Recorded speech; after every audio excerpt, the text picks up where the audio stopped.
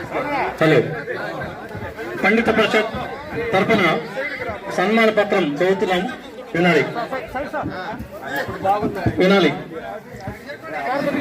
శ్రీయుతులు బండిల నాగరాజు గారి పదవీ విరమణ సందర్భంగా సమర్పించు అభినందన కవితా సుమాలు చూద్దాం.